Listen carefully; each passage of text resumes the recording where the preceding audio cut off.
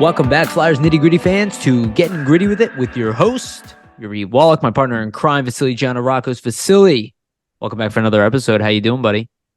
Doing well, Yariv. Holiday season, so can't complain. We're getting close to Christmas time, so always a great time of the year just to hang out with family and get some time off work.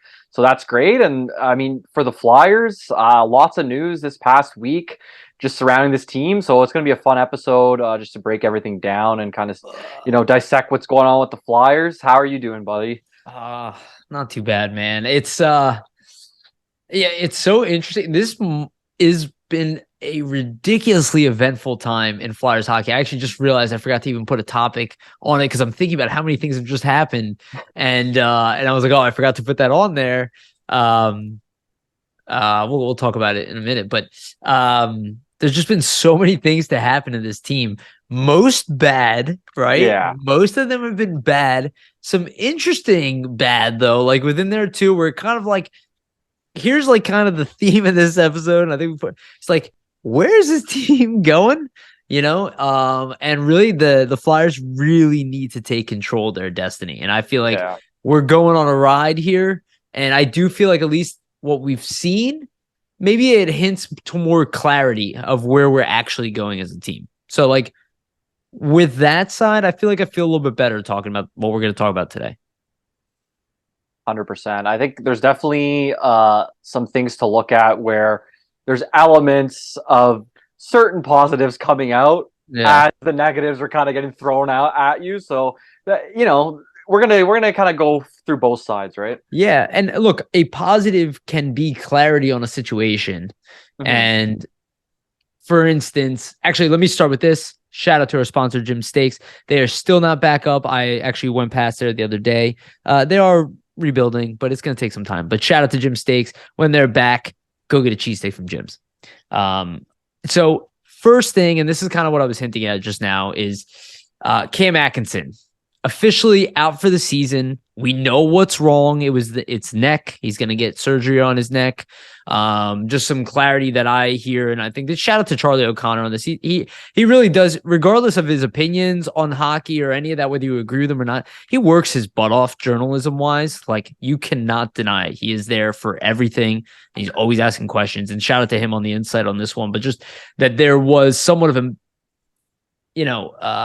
not contentious, but disagreement, obviously, with Atkinson not wanting surgery and the team kind of feeling that maybe it was an inevitable thing, but you can't really force a guy to go through surgery. You can't do it in the Ellis situation. Obviously, he has not gone through surgery. That makes sense. Again, he's his own person. Maybe the way he goes about to resolve it surgery-wise, that can be contested, but whether you can tell somebody to go have surgery or not, you can't do that. You can't make somebody go get surgery. So I think Atkinson wanted to do it all healthy on his own. Obviously that didn't work. Probably some better days. And then overall, my guess is they probably discussed that it could put you out the whole season. So he's probably like, well, let me try, let me see. And if it doesn't work out, we just, we cut our losses. But the good news in that is that we do get clarity on the situation. Mm-hmm. We can now say, okay, he's out. We don't need to worry about him. We don't need to keep asking questions and driving everybody nuts. Let's let him heal. They are saying he's going to recover. I don't believe that 100%. I'm a little up in the air. At least that it'll be the year. But I want to hear your opinion on that too, Vasili. But I think that's the good news there, that at least we have some clarity on Cam Atkinson. What do you think? Yeah, overall, I mean, it's a negative situation just because, I mean, you have a guy that you're paying a decent amount of money, should be a top six guy for you, and he's going to be out for the year. So certainly the Flyers want to have him around. And with all the young players that they have on the team, a guy like him and his influence would be impactful to them, I believe. Also, the relationship with Tortorella probably helps there too. So that's the negative of it. And then, if you look at the positive spin, as you were kind of alluding to, Yariv, I think it is good that we finally do get some clarity, because basically since a week before training camp, it's been he's day to day. Oh, he's week to week. Now he's coming back. So there's just no definitive kind of news on it. So at least from that perspective, and even probably for Atkinson, right? Because he's probably wanting to come back himself and is also getting frustrated with the process in general. Totally. So at least for him, there's a little bit of a definitive aspect to it there. And I just wanted to give this quote, and this is from Chuck Fletcher, and shout out to Charlie O'Connor, as we were saying before. He's the one who's asking these types of questions to get these quotes, so great job by him. But essentially, this is Fletcher on Atkinson. When he last spoke with this doctor, I think the doctor kind of laid it out that you might be able to come back and play if you continue to rehab. But you've got to look at the bigger picture here in terms of nerve irritation in your arm. If you want to get back to 100% for the long term, you need to do this. I think that really resonated with him. And again, this is after weeks and weeks of trying to come back. He made the right decision for him. So essentially, that kind of goes into the process of what happened. So the doctor laid out that, you might eventually need surgery, but you can try to rehab it yourself. And then eventually they did try the rehab, and it kept cropping up, the issue, due to that kind of nerve irritation through the neck and the arm. And then they decide to ultimately go with surgery. I can't really fault Atkinson for the situation. And people could say, oh, it's like the Ellis situation. They should have just made him get the surgery. Like you're saying, you can't do things like that. First off, and there's no telling. I mean, for everybody, their body's different. So there's no telling if one guy's rehabbing something that it could work for him. And it was working to a certain extent. But I assume as he was trying to condition and get closer to game shape, then he just couldn't get past a certain plateau where the strength wasn't there. And then he probably decided to go with the surgery, right? Sorry to cut you off. Just to add to what you're saying, because I think that's a very, very good point. A lot of people, you shouldn't also underestimate the option that sometimes no surgery works, and no surgery can be, or surgery can be a problem. Not all the time. Obviously, majority of the time, the surgery ends up being successful. But there are cases where it's not the best route, and we don't know that. If there's an option to do it naturally with the body, then I think a lot of doctors probably would even prefer that. It's just not likely a lot of times. Yeah, exactly. And I think too, a thing that you really have to factor in is when it's in an area like the neck or the back, or in those situations, like it's a really like important part of the body. So I understand why Axel doesn't want to actively pursue surgery unless it's 100% needed, right? Where it came to that point, like he tried to get to a certain point, he tries to condition himself and get back into game shape, but then there's just a plateau he hits where he doesn't feel like he's there, and you don't want to actively try to play at less than 100%, and the injury just reoccurs. So, but like the rest of your 3 seasons. Yeah, exactly. So like, I totally understand him trying to come back without doing the surgery.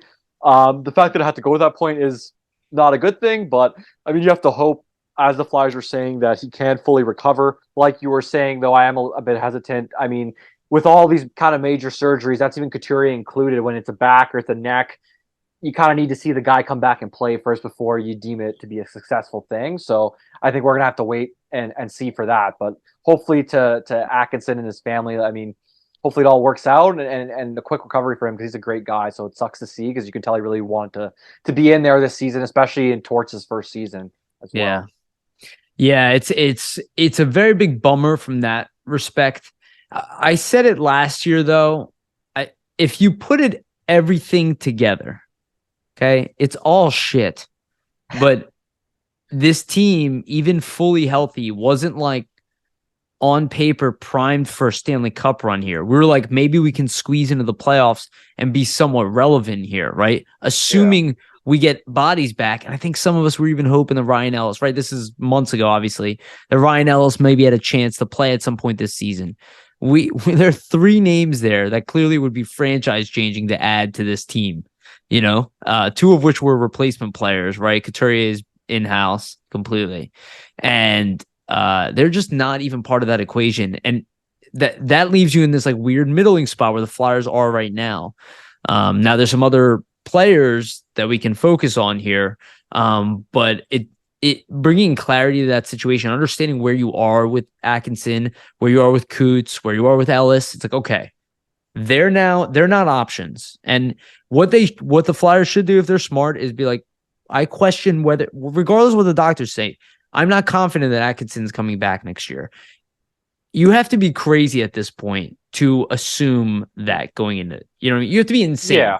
You know what I mean? Assume all your injured guys are going to come back and it's all going to be hunky-dory, right? It's the definition of insanity. It's happened 0 times. Yeah. Hayes couldn't come back. He was 50% the entire year, right? Look at Farabee, though. I do think Farabee's fine. But obviously taking him a little bit longer. We know that it takes longer to come back regardless. And a lot of those guys are still injured. Yeah, and at least with Farabee's point and the slow start, I mean, when you're coming back from a surgery like that, he's not able to train as he usually would. So that has an effect in just in terms of adding muscle. improving. You don't really have a chance to work on those things. You're just working on getting back from a neck surgery, And right? So that's a I do factor for guys as well. You're coming back off surgery. It's not like you're training like you regularly would. It's a totally totally. different circumstance, right? I think that's why injuries are such a bigger impact on young guys, and like maybe like a guy like Atkinson, his game's refined. Yeah. But to your point, if that happens to a guy like Farabee or Frost, who we'll talk about a little bit later, it's impactful from two angles. But with an older guy, it just recovery becomes a lot harder. Yeah. I don't know. I don't know what's going on with Atkinson long term. I really hope he does come back. It's just when you hear for neck, him. it's just hard, right? When you Yeah. hear neck, you're always just thinking in the back of your mind, ooh, that doesn't sound good. Yeah. But we hope obviously recovers. Then the other piece of news that was kind of out of left field this past week is Lucas Sedlak leaving the team, heading back to Czechia of his home nation, and playing in the Czech Extraliga. That's the one I forgot, by the way. Oh, okay, interesting. But that just speaks to all the news happening. That's like the smallest piece of thing. Where in any other week, it'd probably be the biggest piece of news from the Flyers. But it's just an interesting situation. I mean, all the best to Sedlak. I totally understand what he's going through. I mean, I feel for him just in the sense that, you know, he's away from his family, things like that. So that's mainly the factor. It is a reflection of where we are. Yeah, exactly. You can't disregard that. No. I mean, he came here to play for the Colorado Avalanche, which is a completely different situation than playing for the Flyers. Though, in fairness, he didn't make that team. No, exactly, right. So, I mean, you kind of have to look at it in both situations. Whereas, like, okay, you should be thankful that the Flyers claimed you, or else you might be, you know, in the minors on the Avs or something like that. Well, he probably would have been called up with the injuries. With all their injuries, yeah, but that's true. That's true. But either way, for Sedlak, it is a reflection on us, like you were saying, right? Like the Flyers are a bottom feeder. Colorado is not. He said it. I mean, in his exit, I think he was saying something along the lines that, playing for a really good team, you're okay getting lower minutes and playing the bottom of the lineup. But here it's like you're kind of playing the bottom of the lineup and a little bit up top, but like you're not a big role here, and this team is not winning a cup. They're probably not making the playoffs. And he knew too that it wasn't going to be the same. Yeah. It wasn't going to be the same as it was for him in the KHL, where he was going to be able to get that top 6 guaranteed minutes. That wasn't going to happen for him here. So he's going. His mind, he's not even going to the KHL. No, he's going back to Czech. Yeah, he's playing in the Czech actually for, I don't know how to say the team. He's engaged. Paradubis, or I don't know. Well, he's engaged. My guess, and I have no idea, and this is completely unsubstantiated, that maybe there's a child, in there too. Who knows? We don't have insight, but I'm just completely guessing. I could just say, to your point earlier, right? It's like you can see why he wants to go home. And I have to respect he's not that fun. Well, it's clearly not that fun to be part of the Flyers right now, and I understand why. And I say that like fun for a guy in his position. It's like he's not there building his career. He's there trying to hope to get on a ride. Like, be honest with you, I'm actually upset about it in the sense that I was hoping that he would stay long term because as a fourth line center, that's really good. That's like a poor man Scott Lawton. That's like what I was hoping Patrick Brown could bring. I think with Sedlak, it's more just the factor of he wanted to play for a winner in the NHL if he was going to play in bottom line role and like a bottom line role.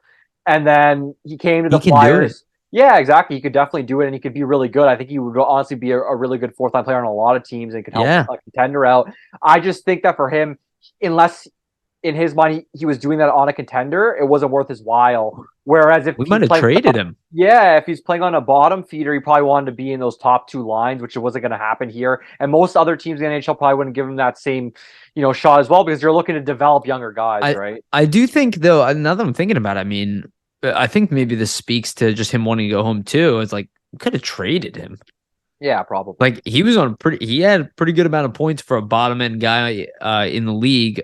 And I'm not saying that he would have got us a lot, but I mean, fifth round pick, you could have probably possible for bottom 6 forward. You could have probably moved into a team, I believe, that is in a better position than the Flyers. Just who knows if that's something he's looking to do after moving around so often, just in one season. I think he saw that too. Like, I could get moved again. You know what I mean? Exactly. And he's probably just like, I don't want that to happen again to me. Which that's the human aspect of it, right? These guys are human beings. Like, it is a lot for a guy to have to move and relocate multiple times within a season. Like that's a lot Yeah. on somebody. So 'Cause- I feel for him, and yeah. I mean, hopefully he has success in the Czech league, and maybe we see him come back in a couple seasons. You never know, to the He's NHL. clearly an NHL caliber player. I mean, Yeah, I think he is a bottom six forward in the NHL. I mean, I really liked what he brought. So I agree. good luck, Lucas Sedlak. Having said that, Tortorella makes bottom end players look good. Like Zach Yeah. McEwen might be able to get flipped for an asset now. Like, It's the you know, structure that he employs. It just makes a lot of yeah. people, if you play within his system, if you play within what he's telling you to do, it can make you look good defensively. And kudos to Torts, because I mean, it's worked for him throughout his career, just using those same types of things within his system, right? You know what I was thinking about actually, and I didn't put it on the topic list, and I'm just remembering it now. Earlier, I was thinking about this earlier. I'm like, man, a team like the Devils, Mm-hmm. like I know they've been killing it during the season. I think they're a little bit struggling now, a little bit, but um, I know they slowed down a little bit, but I think that team is in trouble come playoff time. And I was thinking about how the Flyers give them a lot of trouble. I mean, theoretically, the Flyers could have won all 3 games against the Devils this Yeah, year. that might be. I mean, you got to think that might be a blueprint for playoff teams. Like they'll look at those games, right? That's my point, is that the Flyers are coached in a way to win playoff games. Like they're losing 1 game battles. Like this team, I've said it over and over again, they're clearly playing better hockey. Yeah, Like you they're you losing can say they're losing on one goal or there's certain plays. there's Right? no blowouts. It's not happening. There are some bad nights, but a lot of it is like, oh man, if they just You know had what though? That's a couple good more point. guys. Teams do that, man. Like they look at, let's say, Well, a team are they the might Devils face. built for the playoffs?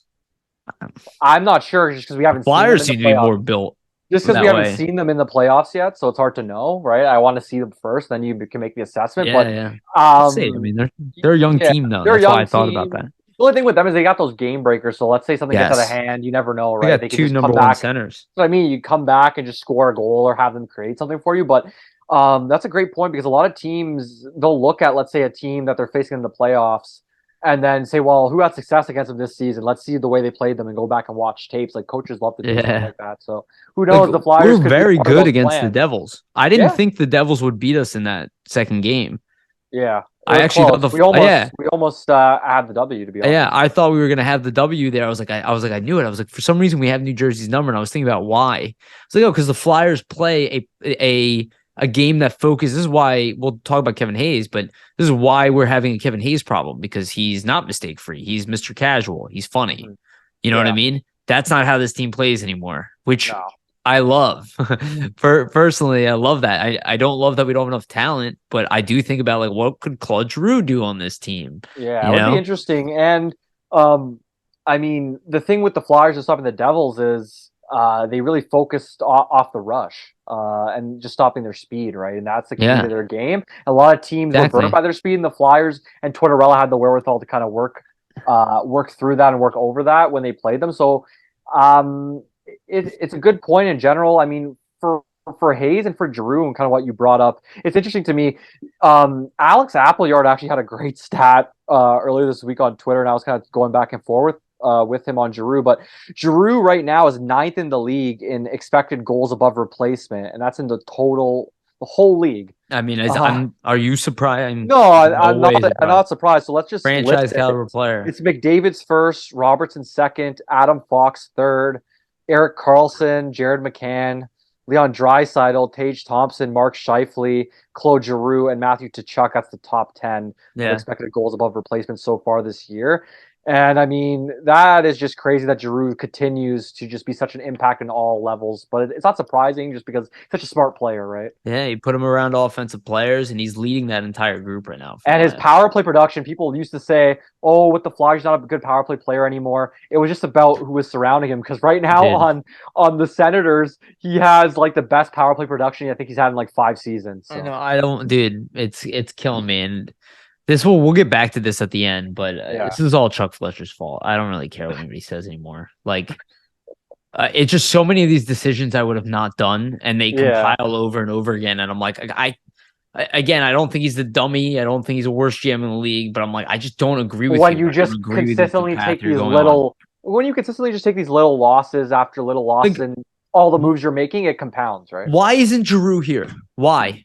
What was the reason behind that? You got the player you wanted. You got the pick. You could have brought him back, but you Yeah, screwed it. they could have. We'll Yeah, get into it later. now you have Kevin Hayes if you don't know if he should buy in. Meanwhile, Giroux would probably be playing center on this team. Let's be honest. And he'd be bought in too. So. Yeah, without he'd be wearing a C. Yeah, 100%. Yeah. So let's go on to the next topic. So just to get into the next thing, the Flyers beat the Blue Jackets 5-3. We were just talking about it then. I didn't feel like they would even give up 3 goals in this game. There were some snipes in this one. Yeah. I was a little surprised, but it was a really good win by the Flyers. And obviously, like the TK goals were, insane. Yeah, they were the show of the night, and he kind of took over as the star player of the game for everybody. And at 25 years old, this is where we kind of can expect it, and I love what Tortorella said. I think it was in today's practice conference where he was talking about TK and how he's like, I was shocked to find out that they never used him on the penalty kill here prior. And I was like, yeah, I had that problem a lot of times when we weren't using certain guys on the penalty kill. I'm like, I don't understand why. Where their skill sets are kind of made for that, just with his speed and his ability to pounce on those opportunities. You mean like a Brad Marchand who we've been comparing him or to? Or like a Cam Atkinson who yeah, absolutely, who he referenced completely. And it's just like, man, the PK definitely looks better. The power play... still not that great, but the thing is with the power plays, you kind of need the high-end talent to have a great power play, which the Flyers lack in that sense. So yeah. I kind of understand why it isn't that great, though. You know what? It's not last in the league, so that's an improvement, I guess, from last season. If you watch highlights of Connor Bedard playing in the minors right now, that kid will shoot from everywhere. Yeah. Doesn't matter if the shot is even that effective. He shot into people's shins. He doesn't stop shooting regardless if it makes it to the net or not. He just doesn't care. You can tell it's an unbridled confidence that he's like, I am a goal scorer. I'm going to keep Whereas the Flyers do not do that on the power play. Nobody outside of Konechny, almost nobody on our team thinks that way. It is a problem. Like Tippett shoots first, but there's a little bit of hesitation as well. Yeah, no, I would agree. No, that's a good one. Tippett as well is like that, and obviously we see signs of that from Farabee, who had it last year more than this year. But like Hayes will pass up the play. That's where you miss a guy like Atkinson, who's super shoot first, right? Sure. But I think just overall, the team just needs to start carrying that attitude. Like, you need to start believing you guys will score goals. Having said that, a lot of that probably can be attributed to youth. We saw some of that, though. Flyers did win 5-3, and you brought up Tippett. He had obviously the empty netter. Did he have 2 that game? I believe he had 1 goal as well as he had one. Yeah, as well. Yeah. 2. Then, so yeah, he had the power play, or just ending on the power play, and then the empty netter. Yeah. Yeah. Okay. So he had the double. Same with and then Frosty. Yeah, and then Frosty had the next one. Yeah. And then for TK, just to kind of finish off. Yeah. Go ahead. First thing with his goal on the shorthanded goal, that's his first shorthanded goal ever. Which I guess not that surprising. Well, they didn't use him on the PK. Yeah, exactly. Which is not surprising since they never used him there. Shout out to Scott Lawton. He makes a really nice bank pass to kind of start it off, and then Konechny skates into it, makes a little move, just shows the skill there. And that's 9 goals in the last 13 games for Konechny. So dude, he's on fire level. I believe he has 15 goals already this season. So. 14 goals, 14 assists.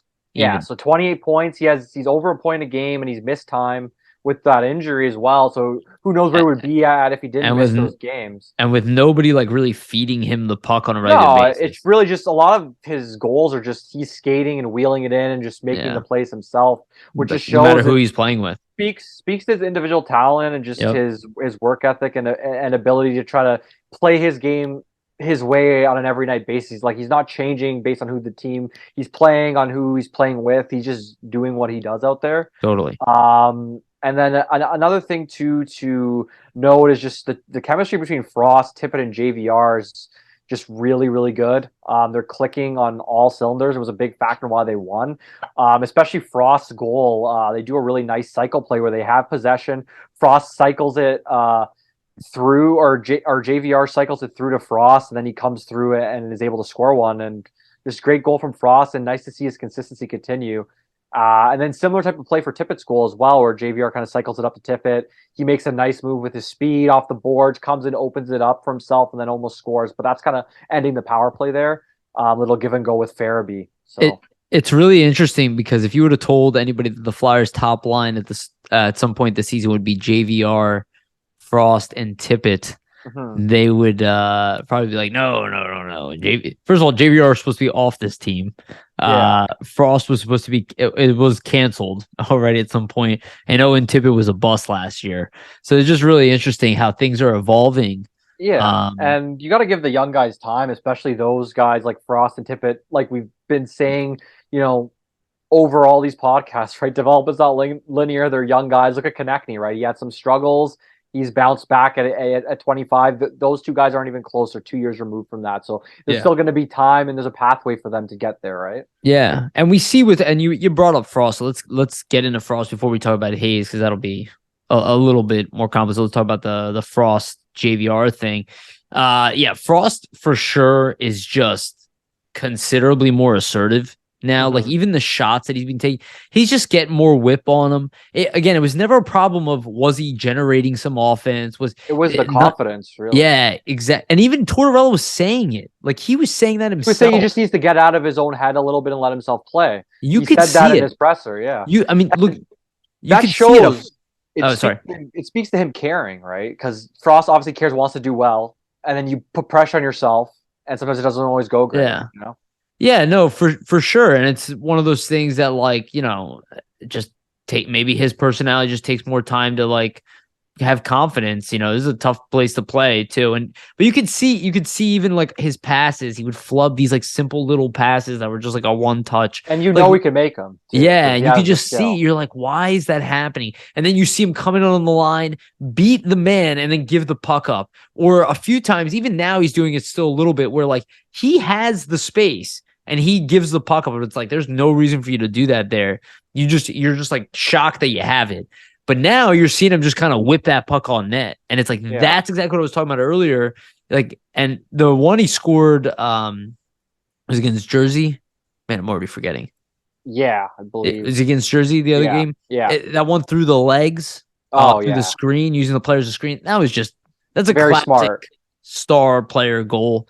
Let's hope he can do that more often, and maybe he's a 50-point player in the NHL. I mean, at bare minimum, that's a win for this team right now. Yeah. So, or actually, it was against the Rangers. Good on Frost. It was against the Rangers. I'm sorry. Yeah, Rangers, New Jersey, same thing. Both New York type teams. Yeah, just clump them in together. Exactly. Yeah, they're not Philly. They suck.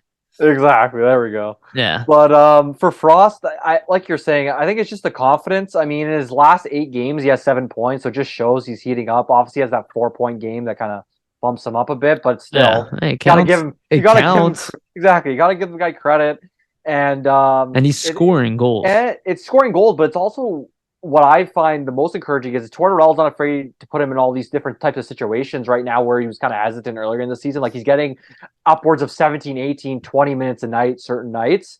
So that just shows that the trust he's doing the development thing. Yeah, exactly. He's trying to develop Frost, and you can see that it's working, right? He what do we say Tortorella typically does with guys? He breaks you down a little bit as to what he needs from you, then he starts to build you back up. And that's kind of what happened with Frost, right? He picked out certain things he needed to do, and it wasn't even about the defensive game and where people thought maybe his shortcomings were. It's more about, no, you're an offensive guy. We want you to be offensive, so show me your offense, which he wasn't showing. And then he gets those opportunities, gets back with some, more skilled line mates, and you see it kind of all coming together now. And I mean, big kudos to JVR for kind of helping him out and Tippett, because those are 2 young guys, and I think just having a veteran to play with who is a really smart player in a lot of situations and in the offensive zone on making certain reads is helping them finish plays and create and turn those scoring opportunities into goals, because a lot of the times last season they were just lacking a lot of the finish that Frost and Tippett were making on plays, I would say. Yeah. No, I think he has been definitely a good compliment. I mean, that's kind of JVR's bread and butter, is to be that complimentary player more than he was ever to be like a play driver or anything like that.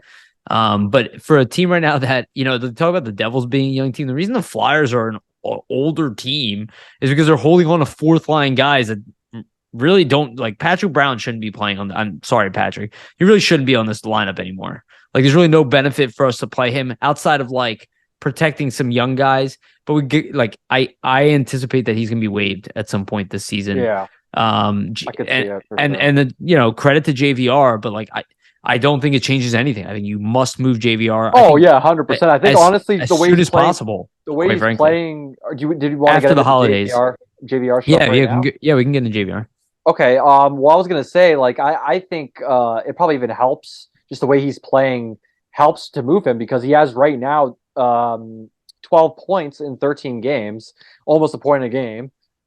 First off, and he's coming back after missing a lengthy period of time, not really missing a beat. Yep. And a main thing that I think you got to factor in is he's playing well with younger guys. I'm sure they're noticing that a lot of other teams, but another factor is you already missed some time, so there's less wear and tear on a guy like JVR. Could make him more valuable in the future because they figure, well, you already missed a handful of games. He's going to be fresher for us.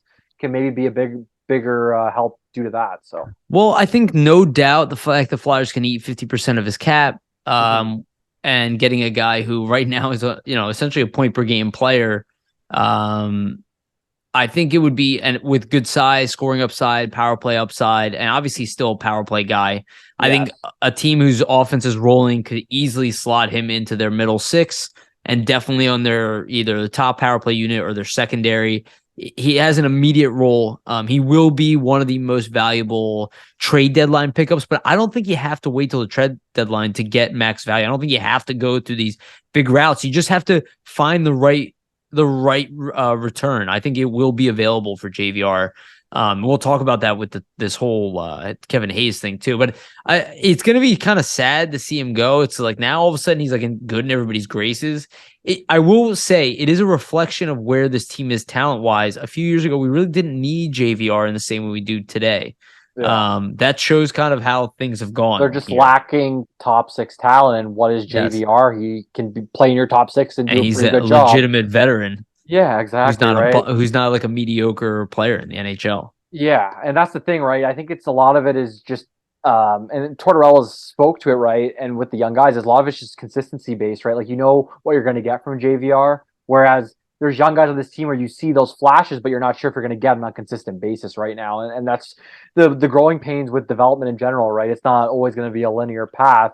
But I think you are seeing some of these younger guys like Frost, Tippett kind of, and even York, since he's come up, kind of starting to turn a corner in terms of like showing what they potentially could top out as if they continue that play, right? For sure.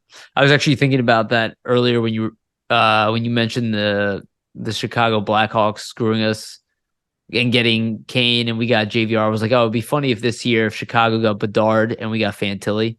So it'd still be the Canadian and the American. I know, right? It'd be like a mirror of what was that, 2007 draft? Yeah, only we were the worst team in the league that year. I know. Whereas this year, it's probably going to be Chicago. Come on, hockey gods. Don't punish us. You got to think about it, right? We got screwed in that 2007 draft. We were last. We didn't get. We screwed ourselves in the 17 with Patrick. Yeah, and then all this terrible injury luck. Something has to be coming the Flyers' way. I mean, we missed on Rubtsov. We potentially missed on Jay O'Brien. Nobody knows 100% for sure, but it's not looking encouraging. Let's say that. Where like Keandre Miller who scored against us the other night, obviously was available at that number. And of course, he has to get his first goal of the year against us. Of course, and like a ridiculous goal too, coming out of the box. Just so everybody can be like, "Oh, look who you should have drafted." Well, that's this is the Flyers' role in the NHL right now. Look who you should have drafted, and it's really freaking shitty. Though we will talk about Cam York because that is important. But let's get into this because I kind of skipped over this one. But let's talk about the whole Kevin Hayes Tortorella thing. And obviously, just to give people a rundown, if you're not aware, I don't know how you're not aware if you listen to this podcast, but Kevin Hayes was obviously benched for the game against the Rangers, a game that clearly for his ex-team he probably would have been. Keith Yandel even made a video publicly about it, and it's quite obvious that Kevin Hayes, from his commentary, is not buying into that reason. Doesn't believe he should have been benched. And I think people are kind of split on this. Tortorella kind of snapped at people saying, hey, you guys are trying to pit us against one another, but that's not what's happening here. Tortorella did put him back in the game in a third line capacity. prior to even being benched, though, he was kind of benched for that third period prior to the Rangers game against the Devils, and the Flyers won that game. So, I think Tortorella kind of maybe saw a little bit there, but it is kind of consistent with what he's done with other players. And while Kevin Hayes has done very well offensively this year, defensively, he looks like a shell of his former self. And maybe that's a purposeful decision he's making, but it is a little surprising because he was a much better defensive player when he showed up here. Considering the coach that you're playing for, you would think that in the back of your head, you probably think, well, maybe I shouldn't sacrifice the defense just based on who it is that's going to, be wondering why I'm doing it. Right? So here's the thing that I think sometimes things just don't work out because you just have a different worldview.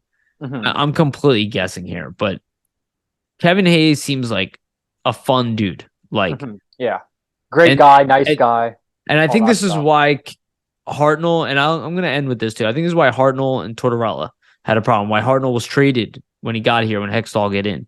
These are fun guys, right? These are kind of goofballs a lot of times, right? So while things are all tense, you got the guy joking, maybe it comes off in a certain way for Tortorella where he's like, I'm super intense. I expect the leader of my team. I don't want the joke at that point. Yeah. I don't want the joker guy. I want the self-ownership. I want though Scott Lawton is a joker. I mean, from what I completely understand, but I want the guy who's always hard comes to hockey. And I don't know if Kevin Hayes is that way, just from his response where he goes, well, I could have not had that turnover, but that's always going to happen. I kind of want more to hear kind of the way Travis Konechny went about it, where it was more of I sat because I put us in a bad position. Yeah, more accountability, right? Yeah, whereas I sat because I allowed a goal, a 2-on-1 on another team. I got to eat my shit on this one, just like anything. That should have been his answer. I agree. I mean, I think the way he handled it, just responding to the media, I mean, that's his decision, obviously. But yeah, he didn't seem like he fully accepted it. Too much, but yeah, I mean, it's a hard situation. I just put an article out today kind of dissecting this. You guys can check it out on FlyersNittyGritty.com. It's called The Curious Case of Flyers Forward Kevin Hayes. And I tried to do it in a sense where I laid the facts out from both perspectives and didn't really give a bias as to what I think needs to happen or should happen. So I'll break it down in kind of that way here as well.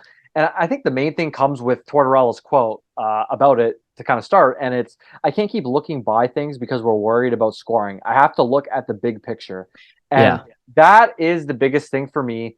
And the reason being is, right, if Tortorella lets Hayes, a veteran player, pile up the minutes as he's been doing this season, and he lets him pile up those minutes when he's, turning the puck over in avoidable situations, missing coverages in his own end, things along those lines, it puts him as a coach in a tough situation because how could he expect younger guys to listen to him and play in the defensive structure he wants, use the habits that he's looking to develop within them and implement in their games? How can he expect that from those younger guys if the leading scorer and a veteran player on the team in Hayes, who is getting tons of minutes, has no repercussions thrown his way for making those types of mistakes? So Tortorella looks at it as an overall thing, whereas if I don't do this now, it's going to bite us in the future down the line. And I have to respect that line of thinking because it's accurate, right? Because if you're a younger player, you're going to think to yourself, well, if Hazy can get away with it, so can I. That's what confuses me. It's a leadership thing, right? That's my perspective. But yeah, no, I think you nailed it. Sorry to cut you off. I think you nailed it. And it's a leadership thing where it's dude, it's you're setting an example for the other guys. Everybody should be saying that about themselves. Yeah. TK said it about himself. It's almost like he missed the point. Yeah. It's TK immediately said, he's like, why were you benched? Because I made 2 big mistakes. Yeah, exactly. He's like, that's the rules. That's the rules here. You make big mistakes, you lose a game. Yeah, exactly. And then let me just finish consequences. Off. Go ahead, please. I'll give some more quotes here from Torch just on the situation. Yep. Here's 2 of them. So I've had many conversations with Kevin prior to this. I don't want to get into public debate with Kevin with you guys as far as why. It's one of the things I pride myself on is being honest with the player. I think they deserve the honesty, whether it be good or bad. That's my job, to be honest with them. Yep. However Kevin feels about it, I don't understand his thinking there. I will never lie to a player about anything when it comes to a scratch. I'm sure you guys think it's because of a turnover, the turnover in the middle of the ice against the Devils, but I'm never scratching a player for one mistake. This is where Kevin and I have had those conversations much prior to him missing a game, and I'll leave it in that. And I respect Tortorella because I believe him there, that we've heard from numerous players who played for Atkinson, lots of guys around the league who aren't even players anymore, that Torts will tell you straight up, and I'm sure that's exactly what happened. He told him multiple times. We've seen it with benchings before, right? It was a culminating thing to this point for him to be healthy scratched.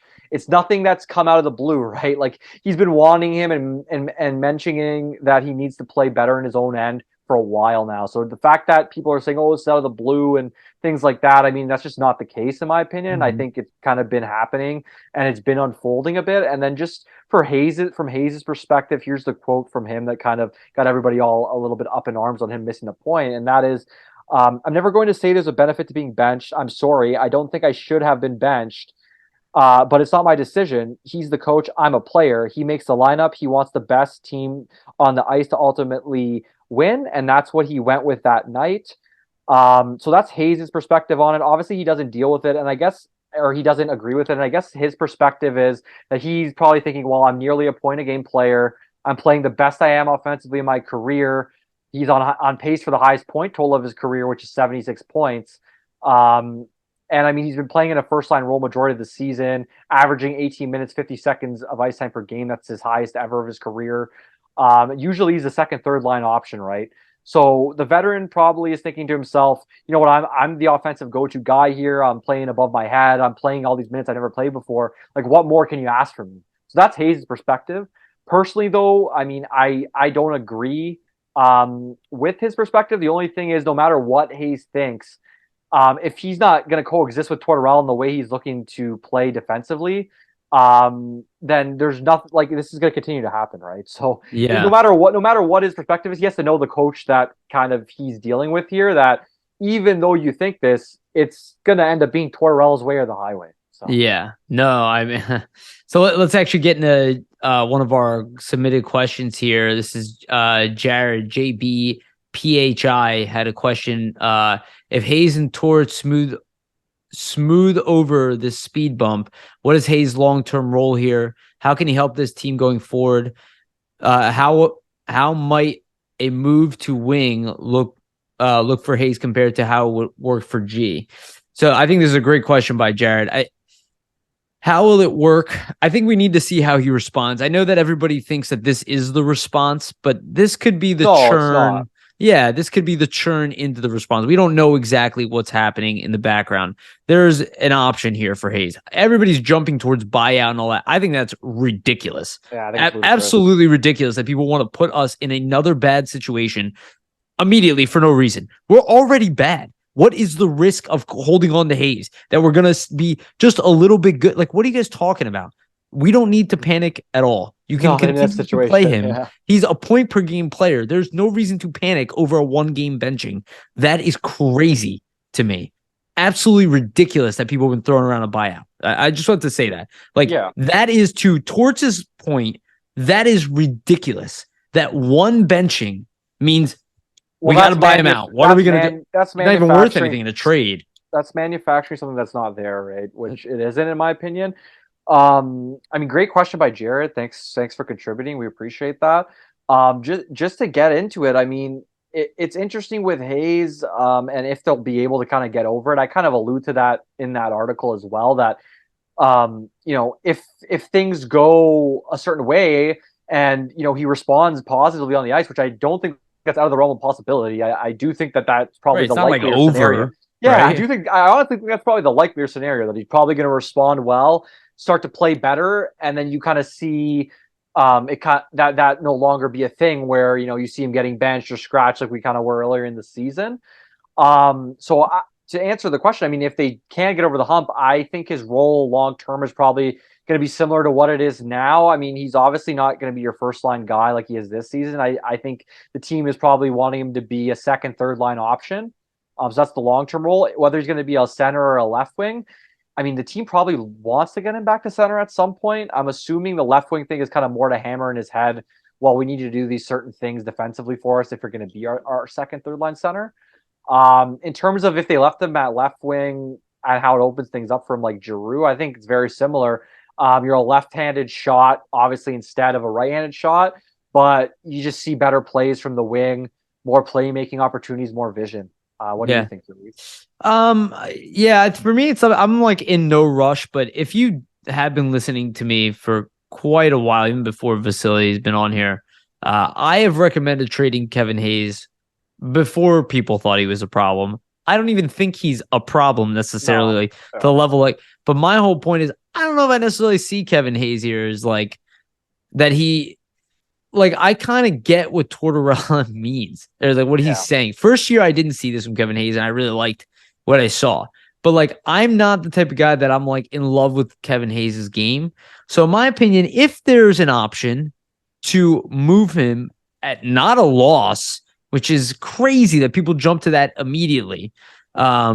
If there's an option to get something for him, for a guy who's a point per game player, who's a 6'5" player, who can play center, who can play left wing for you, can play right wing for you, can definitely play in your middle six, potentially your top line if you need him to. There are definitely some teams that could use Kevin Hayes, top line left winger if they need it, or right winger or whatever. This is not a guy who has zero value, and his contract's not that bad for not that long a term. And you can eat 25% of it. You don't need to eat 50% of it. That everybody's like jumping to like this end of the world. If there's an opportunity there to get something for it, I would, because long term, I want a top center. I want that money for a top center, and I can give the younger players winger roles. I think that's a great point that you bring up, is that, I mean, nothing against Hayes, and I think, I mean, he could be a decent 2C, 3C, but the Flyers really need more of a bona fide, established guy that could be a real offensive contributor for them in the top six at center. And I think you're best allocated probably moving that money from Hayes potentially. We'd have to pay more. We'd have to pay more for that role, but it's worth it, right? For what it's going to do for you and the team, and ultimately building it back. Because that's the role we have open outside of Couturier, who's a complete wild card right now. Yeah, who knows? With that, I think with Hayes, I mean, people going into the buyout territory, I think that's ludicrous. Anisimov just scored again, by the way. Wow, look, man, he's killing it. He's killing it for the Phantoms. Yeah, but no, I think for Hayes, it's definitely something where the buyout is like a last resort. And that's only if like things blow up with him and Tortorella, and you cannot move forward at all with them. Personally, I don't think that's going to happen. Personally, I would be surprised. I don't blame people for assuming the worst, though. Yeah, I will say that, especially after what we've experienced. Especially with this team, like I could see him playing out his contract. I don't think that's going to happen. Personally, I lean to where you're going, Yariv, where the Flyers likely move on from him. He has a 12-team modified trade list, so it could make it a little dicey in terms of that. No trade, right? No trade list. He's got 20 teams that you can trade to. Exactly. So there's a couple options that you might not be able to go to, but majority of the teams that he's probably has on that list are probably bottom feeders anyway, and likely it's going to be contenders kind of looking at a 2-3. He could even change that opinion, because maybe some of those situations have changed in those cities. Yeah, and those lists change every year, right? So players are up to him, though. Yeah, exactly, right? So he could submit something new. Anything like that could occur. But like you're saying, I do believe, if he wants to leave. Yeah, I do believe that if it ends up going to that point where, you know, they do have to move on and they just can't be something that it's worked out between him and Tortorella long term, they probably end up trading him and probably end up retaining, 25%, something along those lines. And you can move him because he isn't a guy that like has no value. It's not like he hasn't done anything. He hasn't. Yeah, I love it. It's just immediately you got to buy him out and deal with a cap hit for the next 6 years. I'm like, what? He's a point of game guy. Benched once. Yeah, he's a point of game guy, and he can play. The other guys are on LTIR, and literally he has no more bonus money left. If you retain 25%, it's only a $5 million cap hit, which is reasonable for what he would be bringing for the money for most teams. So like I said, if the Flyers need to move it, how many players in the league are a point per game and don't make a lot of money? Yeah, exactly. Not many of them. Not many. That's what I mean, right? Like, it's a public situation. I personally am interested to see how it unfolds, because I don't think it's anywhere close to being done. Obviously, like there's going to be a lot more of this. To come, but I think this is a real test for Tortorella. I'm sorry to cut you off, but to that point, I think it's a really big test for Tortorella. It's your job to turn him around. It's not your job to throw him away. Get rid of him. And I think that's kind of what Tortorella is speaking to. And he said in the press conference after the game, like, the media, you guys are trying to kind of put a wedge between them. And in a sense, they kind of are, because they're jumping to buyout, they're jumping to stories immediately. Like he's got to leave. He's not. There's no redemption. They are making the claim that even in Tortorella's eyes, there's no redemption for you. No. That's But something they've that said that about everybody so far. yeah, Every single one of them has gotten redemption, including that's Ristolainen, who's now playing top pairing, who a something lot of people I and don't is get getting with praised and the torts. analytically doing well as I don't well. get it with the torts assessment because I feel like more often than not he gives guys a second chance to prove it. Uh, And he'll then give you a second, third, fourth, yeah, fifth. he gives guys the opportunity. It's just that if you don't do anything with the opportunity, then he's just going to say, "Well, you But didn't then do anything with it." yeah, but then he'll rotate you back in again and be like, okay, well, it Hmm. didn't work then. We'll see. Are you showing me something? I see his thing. His thing is like, okay, are you giving it to me right now? You're not giving it. I can't. I'll put you in tomorrow, but you didn't bring it You're, today. Like that's and that's probably what he fair. says. He That's says fair though. tonight you didn't bring it. Bring it to practice. Show Yeah. me. I'll throw you back in it. He does. There's like Hmm. Travis Konechny played 26 minutes the other night. He didn't go into that night. I'm gonna play Travis Konechny 26 minutes. He's It's just because literally he earned that ice time. he Yeah. looked at the way he was playing. He's like, I can just throw this guy out there all game the way he looks today. Yeah, exactly. And we've seen that with other players. And let's move on to the next one. And this is another. We'll give a shout out to Jared again. So his second question here: Cam York looks like he should stay in the NHL for the foreseeable future. In Lehigh, Ronnie Attard was performing at a similar level to York. When Attard is recalled, what's the deal? What's the ideal fit for the Flyers D, especially once Braun is moved? So there's like three questions here. Let's first start with Cam York, then we'll move to Attard, and then we can talk about the Braun situation. So just to get off the bat, right now, Cam York in what is it? In 6 games, he has 4 points, 1 goal, 3 assists. He's a +5. That's very good. He has looked very good in all situations. He has arrived. I don't expect him to go anywhere at this point. I think Tortorella is always throwing it up like, hey, look, if he regresses, I'm going to throw him back to the minors because it's better for him. He even gloated that he's look, I was right. And he was. Yeah. And Cam York does look very impressive. And I think it does kind of bode to, and maybe we'll skip to like the next part because we'll talk about Attard separately because it's a separate issue. But I do think it makes Braun more expendable. And this is another guy that, in my opinion, we should move on from Braun like immediately. If we can get anything for him at this point, we should. There's no reason to wait. Wait till after the holidays. That I get. Like let people settle in, let people get on that playoff time now, and then they'll start looking to fill up gaps with injuries. And maybe that's what you have to wait for too. But move Braun. There's no reason to hold on to these guys. You know, you're not winning a Stanley Cup and you're not making the playoffs. So. Yeah, in my opinion, Braun needs to go. He's barely being played. And I think Cam York's game, he's looked very good in all situations. Obviously, the power play, just moving the puck, just being in the right place at the right time. And it's showing in his statistics, in the analytics, the fact he's involved in multiple of these plays.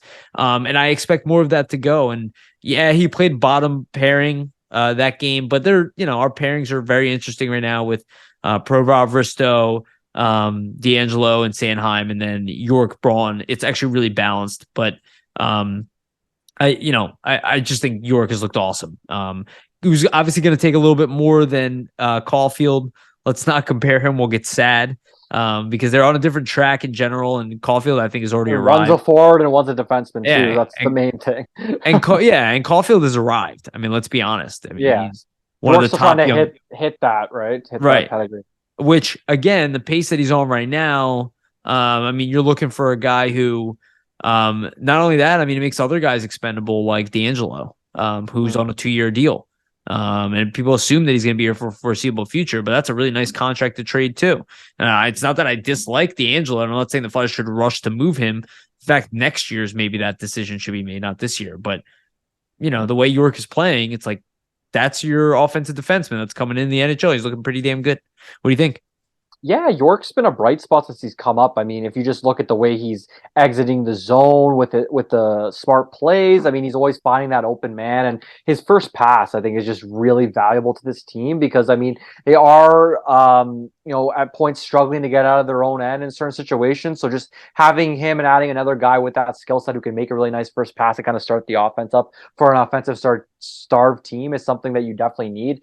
And just back to the question, I do believe that just him coming up and playing this way does make Braun expendable because at this point, I mean, I don't think York's a guy that you're going to want to remove to put a guy like Braun in to get him his reps or certain games, right? So I think it does make him expendable and does add some more, looks to your lineup potentially where you can kind of have York slotted in either with a Sealer or with a Braun, maybe depending on what you're looking to do or who you're matching up against. But York has just been great. I mean, he almost a point a game, 4 points in 6 games since being recalled.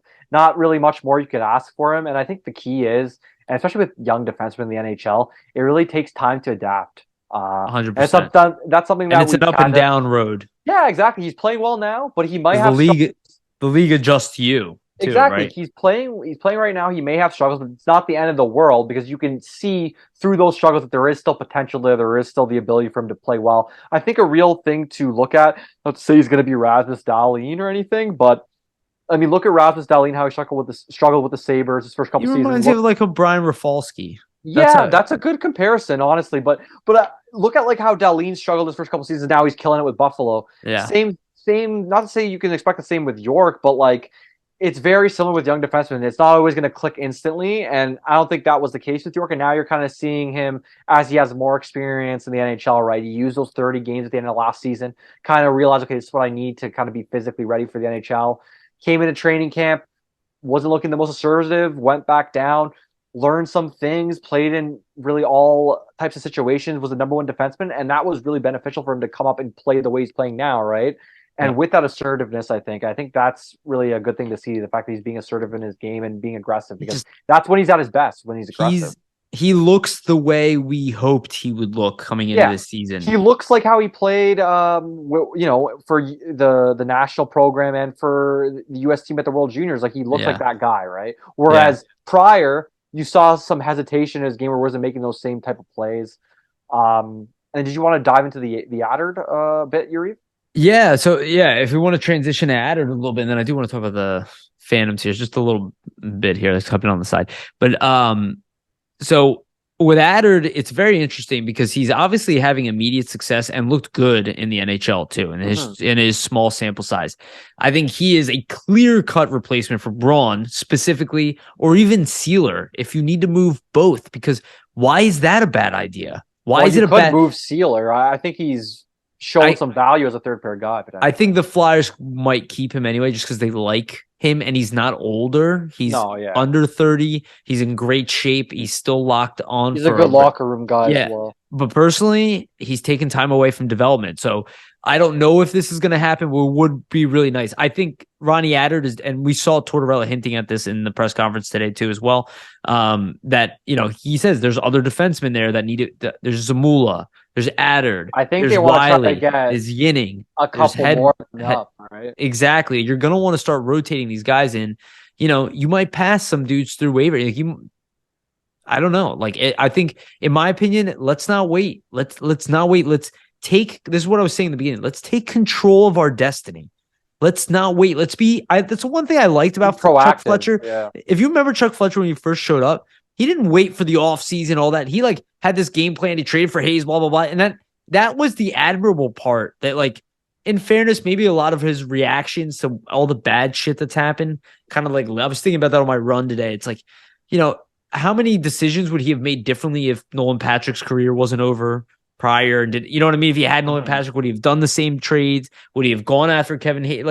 Would he have done the same things if the situation were completely different? I think, obviously. Right. It's hard to assess. So it's just, it's a weird place to be. And I want them to take control. And a guy like Ronnie Adard, he's old enough to play in the NHL. We should start moving him up. 23 years old, he's an NHL body, 6'3", 200 pounds. It's not going to kill. And honestly, it could end up being better because we're not that good regardless. And we don't need to play perfect. We need to learn to play perfect because we're not trying to win. And these guys, I think the learning experience would be beneficial for them. And I think, like you're saying, great point just with Adard. And that's kind of where I was going to hop in, that Tortorella has already mentioned before that, okay, we have York up here now, but does it mean I don't want to get a Zamula back up or an Adard back up? So I think as you kind of see maybe some of these older veterans moved out, like a Braun, like a Sealer, because I do believe they'll 100% they'll be able to get an asset for Braun. I think Sealer's pretty close to that just based on how he's played this season. I definitely think a team would want him for 7th D-man depth or something along those lines. So if you can move those two guys, and then by doing that, you can consistently play as a Mueller or an Adder, I think that only benefits you because you have a young guy learning how to play in the NHL for you in a season that there's really not much pressure on him, Yeah. And right? it would Whereas in next season, that might not be there, right? So right. take advantage. Exactly. And this is what we were talking about last year all year. And I don't feel like the Flyers did a good enough job in this. And I do think Tortorella is. I Yeah. think credit to him playing Frost top line. Like he's not messing around. He's like, yeah, if Noah Cates at center. He's like, I'm experimenting. This is what I was told to do. I'm Yeah. doing it here. And I think that's actually where it does align with management. People might not like that, but I think management in general, even beyond Fletcher, they want this stuff exposed out in the open. Maybe some of Chuck Fletcher's moves are the one that being bashed. But again, Ristolainen was in the doghouse and he's out of it now. And quite frankly, his game has improved dramatically. Though offensively, he's still struggling, but defensively, he's improved. I don't know if they've let the reins off yet. Yeah, well, there's a lot of guys without any points on this team, and it's not good. He's not a defenseman. He's not a defenseman who should have 0 points. You put up 40 points in the NHL. Yeah. Same thing. Like Braun's got 0 points. It's not great. I think I saw a stat earlier today on Twitter. It said that Braun's played the most minutes of any defenseman or something without a point. Yeah, he hasn't played like horribly, but no, but you just assume he was on a tear at the beginning of last year. I know that was it. That was it for him. Yeah, and I just wanted. So the thing I want to touch about the Phantoms. So the Phantoms are playing Hershey. It's the end of the first, and already Anisimov's got his got a goal, his 9th goal in like 10 games or something like that, 11 games. And then Ole Lickshaw got another assist, so that puts him at 17 points in 18 games. So that kid's still killing it, and he's still pretty young. His first AHL season is just lights out. I liked him when they recalled him, to be honest. He had some good spurts. Yeah, he's not ready, but he's got close. Yeah, he's got an interesting game. And Anisimov killing it. We don't know, but he's obviously doing such an amazing job with the Phantoms. They're going to sign him, right? Yeah. I think they need to do right by him because he deserves it, but they might wait till they move some bodies out. Like, you know what I mean? They might not want to be operating at the max, right? Yeah. I mean, they're dominating so right now the Phantoms they're moving. They started off poorly, but they're moving their way up the standings, and they are a playoff team. And the other key names there is one, Kiefer Bellows had another assist on an Elliot Denoyer goal. And Denoyer now has 11 goals on a season in 25 games. If you're looking at a rookie year, he is on pace for 30 goals as a rookie in the AHL. That's really good. That's no joke. Yeah. I don't know what to make of that because I was like, he's not necessarily like a goal scorer, but he has something here on a scoring upside, obviously. You know what? No, he has. I would say, I mean, he definitely. But he's like a Scott Lawton type more than he is like a Konechny. He's not that. To your point, I don't think he was ever projected to be like a scoring guy when they initially picked him in the 5th round. But I do think, that's for sure. I do think that just the way he's played his last couple of years in junior, like I believe he's had a couple seasons over 30 goals in junior to end off. And then he's starting out like this. I mean, it makes you very good start. It makes you wonder, like, maybe and he's getting better. Is he poised? That's what I'm saying, right? Is he poised to maybe be more of a scorer in the NHL than just a defensive guy? And I think if you're doing it at the AHL level at this young age that he is, it's leaning that way, right? He's leaning to, from just the projections of his numbers, again, 16 points in 26 games as a rookie with 11 of those being goals. And he's what, 18 years old? No, he's older. He's 20. 20, right? Okay, he's way older. He got drafted at 18, and he had 2. Yeah, he'd be 20. Why doesn't it have his name or his age here? You want me to do the math? Hockey DB, come on, guys. 2002. So yeah, it'd be 20. He's almost 21. Still impressive. Yeah, January 21st, he'll be 21. Okay. So he can't even drink yet, and he's already excelling in the AHL. And this is just the beginning. Again, this is his first pro season. So yeah, that's what I mean. It's encouraging. Like he has 3 goals in the last 3 games, and over the last 6 games, he has 5 points. See, that's very encouraging, right? Just for the sense that some guys are late bloomers in a way where, okay, he might have had certain skills, like defensive skills that got him picked in the 5th round, but then in those couple extra years in junior, you see certain things start to blossom. And as we go along, I gave you the wrong stats there. I'm sorry, I was reading the calendar backwards. But whatever. He's still done well of late. He still has in the last, let's say, 5 games, he's got 2 goals and 3 assists. That's still not bad. It's almost a point a game anyway. +4. Yeah, That's been exactly. all season. He had one little lull where he had a few games where he didn't score a goal, and out of that, he's been completely consistent. He's been getting better as the season goes on. Could be He's a plus in almost every game. could be a late bloomer type of player, right? It Where you're not clearly is. yeah, exactly. Where you didn't think maybe the offensive upside was there initially with the pick, but now it's coming to fruition. And I mean, the You Flyers look at. they, Oh, I'm sorry. Go they ahead. deserve some luck in that regard because how many times has it gone the other way for them Well, recently with dude, the drafting? So him and Noah Cates, like if he hits the way like Cates has, like that, you're talking about late round picks. These are huge yeah, wins for yeah, a guy who's a top 9 for like. I know that might sound ridiculous, people. I think Noah Cates is top 6 potential. If he can put his game together, I don't know if he's going to be like a point per game player, and I don't think that's going to be the case. But if you're even the way he plays defense, if you're a yeah. 50-point player and you play Yeah. defense like that, you can play with any player in the Like I NHL. said on Even on past the wing, episodes, I think doesn't have to play center. Jordan Stahl, like they're not the same in terms of their Exactly. size or the way they skate or anything like that, but just in terms of defensive The prowess two-way and what he game. can do for you. Yeah. I totally saw what you were talking about. I mean, even like a Mark Stone who plays differently, but like again, I'm trying Not to think much of like scoring, obviously, but yeah, but like Noah Cates is a physical. He's not that maybe big. I don't know if this is a good Trying to compare. comparison I don't either, know who but to compare him like to. a Bozak maybe in his prime. I Like, think but he's much Bozak better wasn't than as good Bozak. defensively That's what I'm though. But saying. This kid yeah, is so good defensively. He's the best defensive player on the team.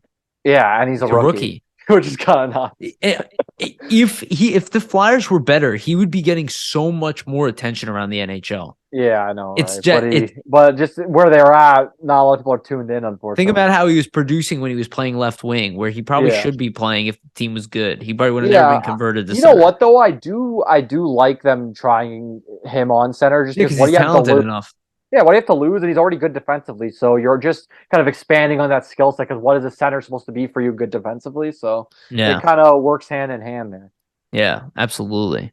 All right, so I'm going to switch a couple of these topics around here, but I'll just talk about the Samuel Ersson news. So Samuel Ersson will be traveling with the Flyers. He is not going to be playing with the Phantoms. He's not playing with them tonight, obviously. Ersson will be traveling because Sandstrom is not injured. He is sick. I wrote injured here. I don't know why, but he has an illness. So he's not going to be traveling with the team. So Samuel Ersson will be the backup. I don't know how many games he'll probably play. I think he'll play one game. But he's pretty good. So I'm actually kind of excited to see Ersan. The Flyers don't have a goaltending problem. It's crazy that Fedotov is not even here. Can you imagine if Fedotov was here? It'd be sick. I know. It'd be something very positive to talk about. Their goaltending depth is insane right now. Yeah. But even there, we have a strange issue, right? Stolen by the government. Somehow. Okay. Yeah. So Samuel Ersan traveling with the team. What do you think about Ersan? Erson's been really good for the Phantoms. Yeah. I mean, and it kind of speaks to it just for how well they're doing, right? If he wasn't playing that well, maybe you're not seeing as many wins. So he's a big contributor for them. We saw earlier this season, the preseason, how well he played. He probably could have earned himself potential backup minutes. So I don't think it's a surprise he's going to be the first call up there. I mean, hopefully we don't see him getting into game action because that would mean something happens to Hart. So let's fingers crossed on that one. But he definitely deserves the call up, and hopefully, I mean, quick recovery for Sandstrom there with the illness, who's also I think done a great job in backup duty. I think he's been pretty good as well. Yeah, absolutely. Well, I think Hart's been playing a lot, so I think they might give Ersan a game, regardless. Yeah, it's possible. I wonder if they lean towards giving it to him tomorrow, but I'm guessing it's probably gonna be hard against Toronto. I as long as Hart has time off in between games, yeah, let's turn Hart into a 65 game goalie. I mean, well, he's why good not enough. see if he can do it in a season like this? So Yeah, exactly. So story on Ersan there. And then I do want to talk about Cutter Gauthier. We didn't mention this. Cutter Gauthier did make officially Team USA's World Junior Championships. He is playing tonight. I think he already scored a goal. He scored a goal. I believe he had an assist in the pre-tournament game, or 2 assists, I think. Okay, already. So, I missed that, but yeah, so he scored tonight on the first game, and he is playing top line left wing with Logan Cooley, which is what he was relegated to prior to getting drafted, where now he's playing center in college hockey. But it does go to his point, which is what he said in his interviews, is that he is a center. He believes he's a center. He said he was shifted over to the left so he could play with Logan Cooley. Which he's going to be doing again. So. That's why when Cooley was injured, he played center for Team USA prior to this. It's because they clearly want them together. And Cutter Gauthier is a goal scorer. Yeah. And why would you is a great playmaker. Why wouldn't you want Cooley to feed him, right? And he sees that too. Go USA.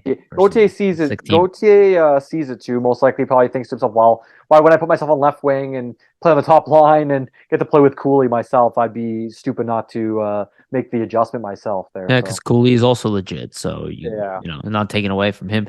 But it's really great to see. And again, just some positivity reminding, like, we talked about there are young players excelling. And he has talent. Like, if you watch Gauthier play, you can see it in his game for sure. Well, this is the underlying story that could save the Flyers. And it's not just Gauthier. It's like the York, the Gauthier, the Frost. It's a lot of question marks. The Tippett. It's a lot of question marks. I get it. But there are a lot of question marks in good areas that they could turn around and be not even turn around, could produce better than you even anticipate, or at least even as good. It's still the beginning layer of, like, how the Flyers can get better. And speaking of bright spots, like, I have an interesting stat here actually regarding Tippett, TK, Cam York. So Tippett actually has matched his career high for goals in a season in only 28 games. Nice. So he has 10 and 28. He's on a 29 game goal pace per 82, which is pretty good for him. I mean, most probably projected him, to be honest, around 25, 30 goals this season. It looks like he's going to hit that. He's been playing really well. And Konechny's averaging 1.04 points per game so far this season, so over a point a game. And so I just thought it was. I think he absolutely can do it. I think he could actually break his current pace if he continues doing what he's doing. I agree, and he's getting tons of ice. So I think he can go above. But it requires that the team stay healthy. Like, he can't be the only guy scoring points. So we'll see. Is the Flyers are going to move players. So I find it be very difficult that some of these veterans stay on this team, like Patrick Brown. I don't know how much longer he's going to be here. Like, some of these guys, like, it's just not worth playing you guys because you won't be here. Yeah, and we need to get these guys ice time. Yeah, exactly. And you might have even young guys on the Fams you might want to take a look at. Like, I wouldn't be surprised, right, if they want to get Bellows into some more games. He's kind of finding scoring with the Phantoms. Exactly. Bellows Why not in a season where, you know, you need to find out kind of what these guys are for next year. So yeah, you want Bellows or you want Brown? Like, exactly. Bellows, who's going to be around here long term? Yeah. Like, what's the likelihood, right? Delorier is going to be the only one of the bottom end guys that will probably be here. Maybe McEwen, who's had a great effort, but again, I could see the Flyers trading him just because of value. And if you can get a pick, honestly, if you can get a pick in any round in this year's draft for like a bottom end guy, I think you have to. You got to just go for it. The Flyers, the position they're in, they need, because this is also what I was thinking about doing it earlier. Is that by taking control of things, like all of a sudden you have assets. What happens if the Flyers, there's just a player available that we're like, hey, this guy. Yeah, and this guy's 27, and we're like, well, we could either go out on the UFA market or we can grab this guy now. And he's going to align with our young guys. Yeah, and he'll be here for. But the thing is, to your point, if you make a move like that where you stack up some of those assets, you could use that in that opportunity. Whereas if you don't do it. Yeah. I don't know. I'm just saying, like, let's take control and let's not sit back and wait to get fucked again. I think that's what Fletcher's hasn't been doing. He has not been taking control. I think that's kind of the last topic we wanted to go into here, right? And that's what I was thinking about is like, maybe just a little bit, to give the guy a little bit of a human side, because I know everybody's so hard on him right now, including us. It's just like, how did he get himself in this position right now? I thought about everything that went wrong, and I'm like, man, it would make you a little gun shy to like make a move or to do, because you're like, man, I tried some things and they didn't work out, and even the guys that I thought were going to work out are just falling apart. And like, I did a great job by signing Couturier for a very reasonable contract, and then it blows up in my face. It's like every single thing he's tried to do has got it blown up in his face. That's a tough thing. So let's end on that topic, this final topic, and we'll go to I don't have your whole username. I apologize. It kind of sucks. Cover the earth before it something. Let me see if I can find it. With yeah. Sec. Actually, go ahead with the question you're emailing. Yeah, so I'll just read it and then you can correct me. It's obvious that the Flyers lack high-end game-breaking talent, but it's also obvious that they are building a good base. Who would you like to add in the offseason with skill? Who is a legitimate target in a trade? or free agency? I think we'll start off with that, and then we can end like if we think that Chuck Fletcher is doing that.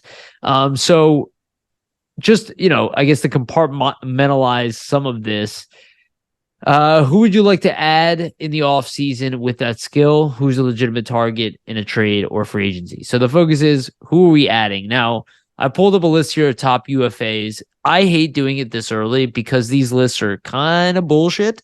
Because a lot of guys won't make it. Yeah, not only that, the guys you want won't make it. Not that a lot of guys won't. It's that the best guys that are UFAs will get re-signed prior to going UFA. There are a couple guys though that are probably going to go to UFA. Bo Horvat being one of them.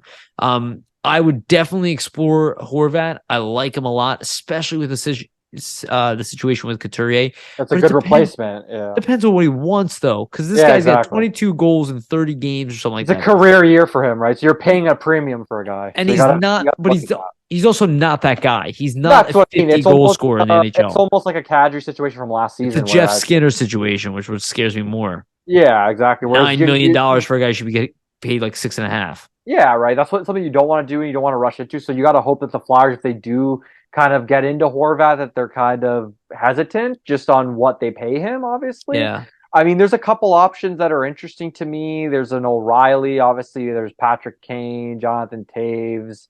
We'll list out a bunch of names. And Ryan O'Reilly, and I think Ryan O'Reilly and Tarasenko would probably be most interesting for me personally. Yeah. I'll list a few more. I mean, John Klingberg, obviously JVR, Pacioretty, David Pasternak, Sean Monahan, Dylan Larkin, Timo Meyer, Bo Horvat. Those are probably like the big names that people are going to be into. Tyler Bertuzzi?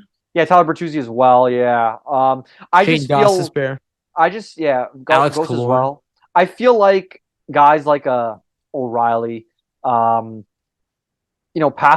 Larkin, Timo Meyer, like I would be surprised if those guys make it to UFA. But if they're there, I mean, and you're the Flyers, you got to look at Dylan Larkin. You got to look at Timo Meyer. You got to look at all those guys because they are all younger guys and you have a lot of talent, and you are lacking that. So you kind of have to do your due diligence. It doesn't mean that they're going to want to come here or anything along those lines, but you got to look into that for sure. But I do think, I mean, for their main target has to be a center, right? Just based on their center depth, that's what they have to do. We thought that last season too, to be fair. So yeah. Who knows, right? I mean, if David Pasternak makes it, I'll give him $11 million a year. Yeah, you got to go with that too, right? But, obviously, Pasta would be a great addition. But I just don't think Boston's going to let him go. I don't think Timo Meyer is going to make it. I don't think Dylan Larkin will make it to free agency. If any of those guys are, they're getting traded prior to that. Yeah, I think the biggest, probably legitimate target is going to be a Horvat, just because you actually know he's going to get there, most likely, and it's been reported. The other guys, it's going to be... It's hard for me to see them. That's an interesting one, but I don't know, like for a center, but he's not like filling your top six. So that's what the Flyers need, right? Like if they're gonna spend money at center, you want to get a guy who's gonna be in Jonathan Taves. I don't think he's even a legitimate top six guy going forward. Like obviously he is can play that level, but you're gonna see him probably drop off just age wise, things like that. What about somebody like Ivan Barbashev? He's 27. It'd be interesting. Is he listed as a winger or a center? He is listed as a center. I think he's played both in his career, but he's got 16 points in 33 games this year. Yeah, he's not bad. He's with the Blues. He's with the Blues right now. I know with the Blues he's playing more of a wing role. That's the only thing. And I think he's played more of the wing the last couple of years. So I'd just be hesitant if you're going to play another big money contract. I don't know if it's in their best interest for it to be a winger just because they have so much money already tied up on the wings. Yeah. And now you have Hayes who's turning into a winger. So I think they definitely need to prioritize the centers. I mean, 100%. Just to answer the question, my picks, if they're going to get anybody, I mean, go for Larkin first. I don't think he's going to make it. Go for Meyer second. I don't think he's going to make it. At that point, try to get Horvat, but don't overpay. I think that's probably the most realistic option is a Horvat. Patrick Kane would be interesting, but I just don't know if he's what the Flyers need at this point. Max Domi will be available. Yeah, Domi as well will be available. He's like he's a guy you really want to have on your third line, middle six. Who do you think is the most realistic option? Probably Horvat's, who we already mentioned. Correct? Ryan O'Reilly, if he becomes available, I mean that's a guy you would look. I think Horvat is the most realistic. I think there's going to be a bidding war over him, and I think he's going to get overpaid, which I don't like. I like him as a player a lot, but he's not a 22 goals. Like, he's not that guy. I know he's not that guy at this point. Yeah, he's more like a 30. He's more like a 25 to 30 goal guy on a whole season. Yeah, he's like a set. I think he's a third. I would say he's definitely a 30 goal scorer, right? 30 goals. Like, he could be a 70-point. That's what I mean, but he's not on pace to score 50 goals like he is this year. Yeah, I don't anticipate. Signing him like a 50 goal scorer. I don't want to do that. I think it's just you're getting yourself. He's going to want 7 years. You're getting yourself into the Kadri situation that Calgary just got themselves into, where he's a good player. You want him on your team, but do you want him for that much money? See, but Kadri's in his 30s. Bro, Horvat is. He's 29? Actually. He's 27.7 years old, so he'll be 28 at the end of the season. He's in his prime. This is the type of guy you do invest in free agency wise, right? Like, that's why he's such a top choice, because you're going to get him through your prime. Even 7 years, you're talking about 28, 29, 30, 31, 32, 34. Those are his prime years, right. Exactly. So, and he's a very good two-way player. So this is not like a risk, but it just depends how much money he wants. It's a risk on the money. Less than 7.5. Yeah, my guess is realistically he's going to be asking for 9. It's a risk. Well, yeah, exactly. He'll get 8. Like, that's what I mean. Like, he'd get 8 if he just stayed where he was and got the max years. He's gonna already need to get more to make up for losing the 1 year. You're right. Maybe 7 and 9 million in 7 years. But he's not a $9 million player. No, he's not a $9 million guy. Yeah, this is what when people are talking about Kevin Hayes, like, oh, he makes $7 million, buy him out. I'm like, he's gonna look like a cheap contract at some point. Like, you guys are being ridiculous. If he was struggling on the ice where he wasn't productive, I'd say okay, but that's not the case. Like, we also were playing this guy 22 minutes a night. This is not like, oh, what do you do? And I know the teams will have leverage and be like, oh, well, why should I take your thing? Because you need a Kevin Hayes. Again, it's not like, oh, take this guy and just bury him in your lineup. You're going to play him in your top 6. That's why you would trade for him, because you go, we could really use size like that on the wing. That's why you would trade for him. It's not like a ridiculous premise. And it's not competing for a couple. And it's not like he's bad offensively or anything, and that's what you're most likely looking for. As he also has history of being good defensively. In my opinion, this is the worst he's ever looked defensively, at least prior to coming here. I mean, I think you really have to kind of take into consideration that maybe the pressure to produce offense is taken away from him defensively. I think that's a legitimate concern for sure. What about a Daniel Sprong, who's 25, almost 26 years old? He's on the Kraken. He's on Seattle. He's got 8 goals. He's a former first-round pick. He's got 8 goals, 9 assists, 17 points in 24 games. You know what? I take a flyer on him if I'm the Flyers. No, they're going to sign him. Though. I always liked his speed. He played on Washington, I believe, for a couple seasons, and he looked really good for them. I mean, I wouldn't mind it as a bottom 6 option, obviously. The only thing is, how many young guys do they have they're going to want to filter in? I don't know, right? So, what about Sean Monahan? I would stay away, personally, with the injury history. 6 goals, 11 assists, 17 points, 25 games. Not too bad. I don't know, Yariv. I don't mind the bounce back. I would sign him for a short-term contract. But, I just feel like the Flyers already have too many guys who've had an injury history. We wanted to add another one. If they were smart, they would have signed Dylan Strome, who is on pace for 63 points. Yeah, he had 24 points in 34 games. He's 25.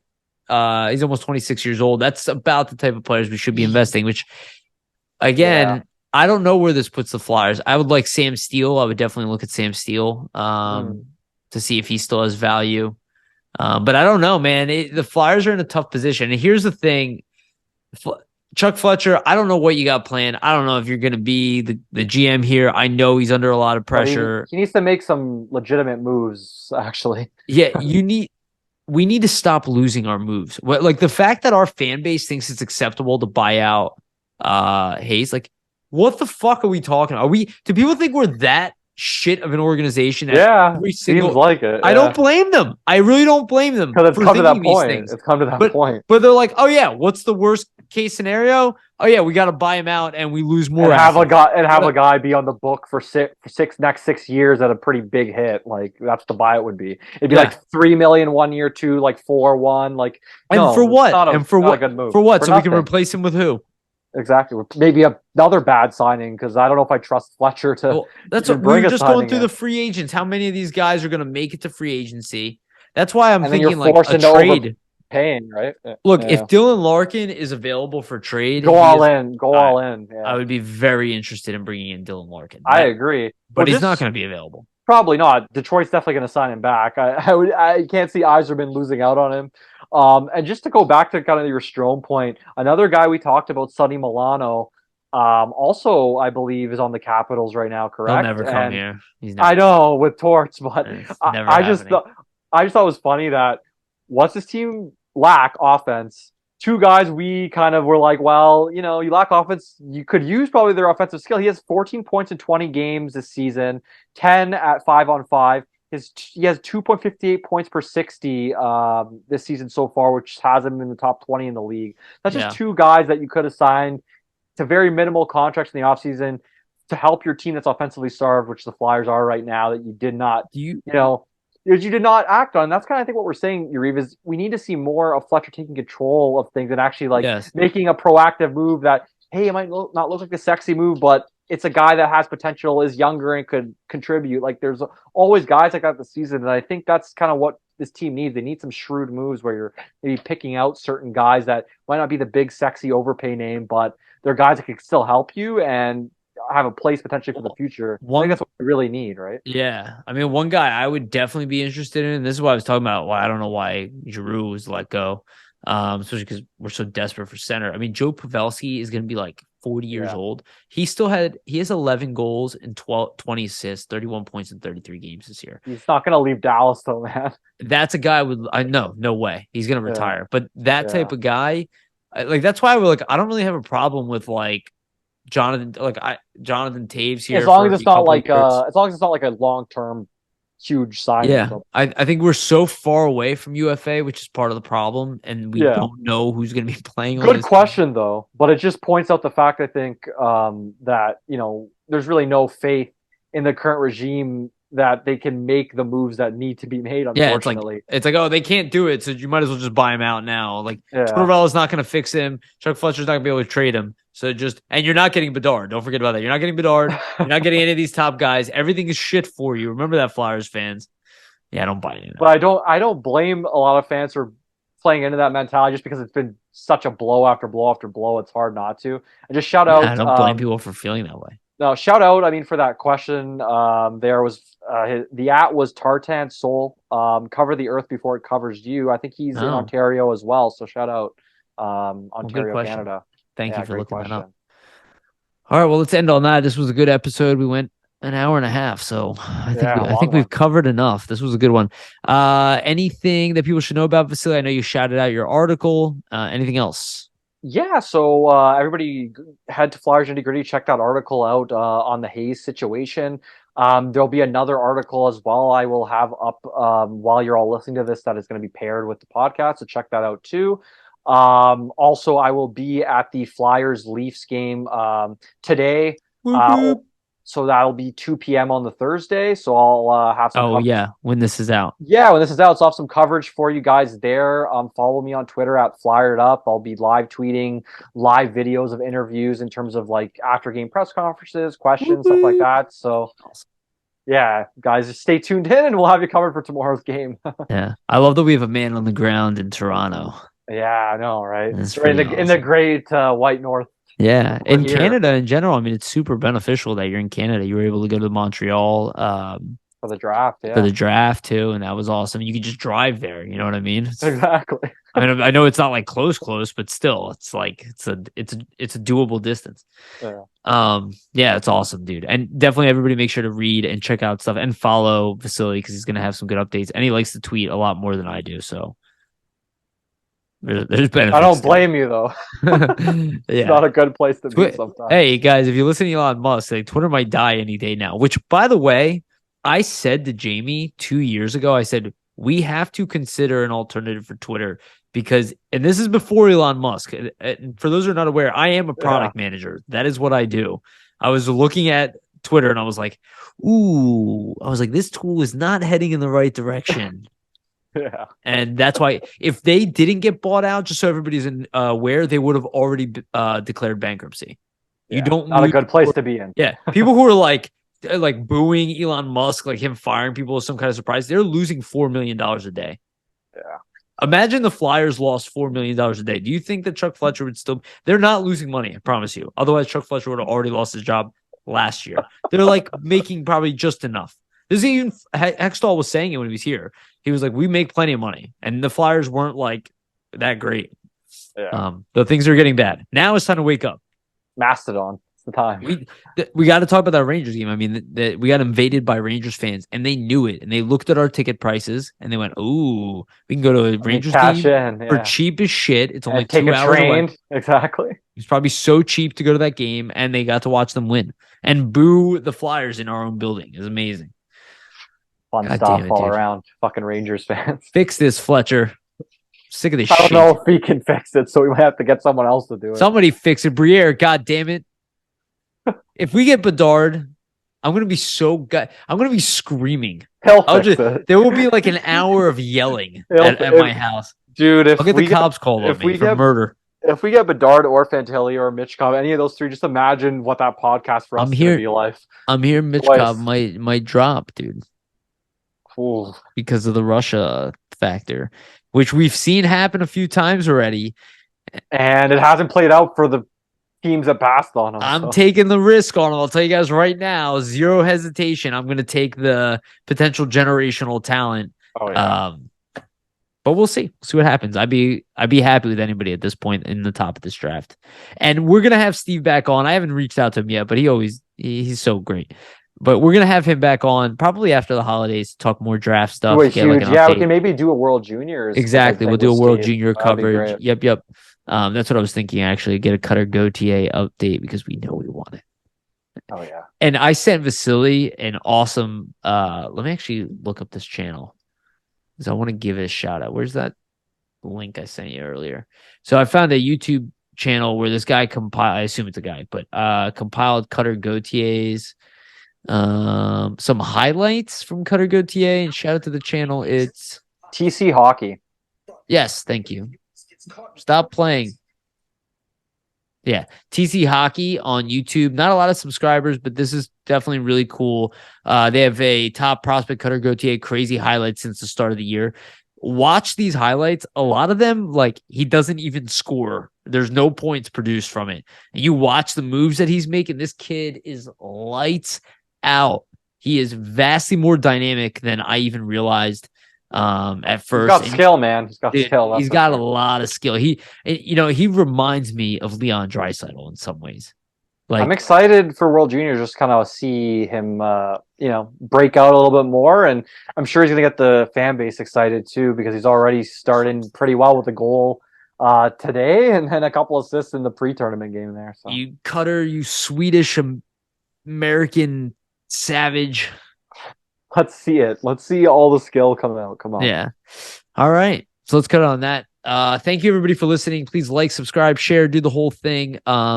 Anything you do for us, liking, commenting, subscribing, checking out the team store, just clicking on our site, commenting on anything, talking to any of our writers. It's awesome.